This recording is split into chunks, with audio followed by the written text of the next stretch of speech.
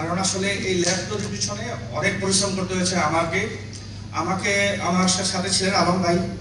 তো আলম ভাইকে আমি মাঝপথে হারিয়ে ফেলি, যে কোনো কারণেই হইতে পারে সেটা। তারপরে আমি আমার আরো কিছু ভাইকে পাই যারা কিনা, যেমন নাহিদ কাউসার শুভ ভাই, রাফিন ভাই, তারপর হচ্ছে সুজন ভাই, দেবাশিস দাদা, যারা কিনা আসলে এই সেক্টরে আমার অনেক সিনিয়র। তো আমি আসলে কখনো চিন্তাই করতে পারিনি যে ল্যাব আসলে হইতে পারে কোনোদিন। আমি শুরুর দিকে যখন এটা নিয়ে কাজ করি তখন অনেক ধরনের প্রতিবন্ধকতার সম্মুখীন হই, যেটা কিনা আসলে না বললেই না। অনেকেই আমাদের বলতেছিল যে আসলে এটা লাভবার নিয়ে কোনো সংগঠন হইতেই পারে না, এটা আসলে লাভবার তো মানুষজন পালেই না। তো সেই জায়গায় আসলে আমার জিদ কাজ করছে যে না, আসলে মানুষের লাভবার্ডের লিডারদের আসলে একটা সম্মানের জায়গা হওয়া উচিত।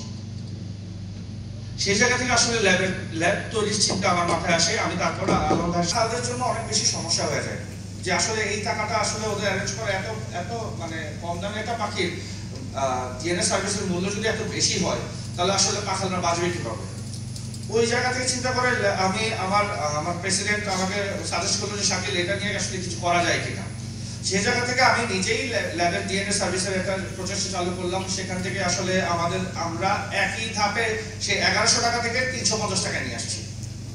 তারপর আস্তে আস্তে গ্র্যাজুয়ালি এটা আরো কমতেছে। আর ইনশাল্লাহ ল্যাব তার যে সকল প্রতিশ্রুতি এই সেক্টরকে দিয়েছে, পাখালকে দিয়েছে, ইনশাল্লাহ সেটা নিয়েও কাজ করতেছে। সেগুলো আপনাদের সামনে ইনশাল্লাহ চলে আসবে।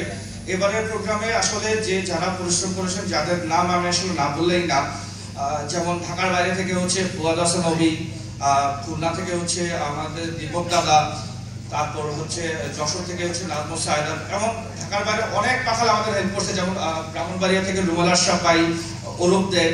আসলে আপনাদের কথা আসলে মানে অস্বীকার করার কোনো সুযোগ আমাদের নাই। আপনাদের সহযোগিতা ছাড়া আসলে ল্যাব মানে অসম্পূর্ণ হয়ে থাকতো আমাদের এই প্রোগ্রামটা।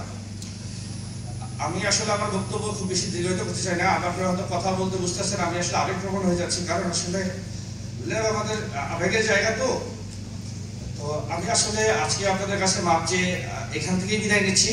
আপনি ক্ষমা সুন্দর দৃষ্টিতে দেখবেন আর দোয়া করবেন যাতে ভবিষ্যতে আপনাদের এক্সপেকটেশন এর চেয়ে বেশি হাই রিচ আমরা করতে পারি। আপনাদের চাহিদার কথা আমাদের ল্যাবকে জানাবেন, আমরা চেষ্টা করবো সেটা পূরণ করার। ধন্যবাদ সবাইকে।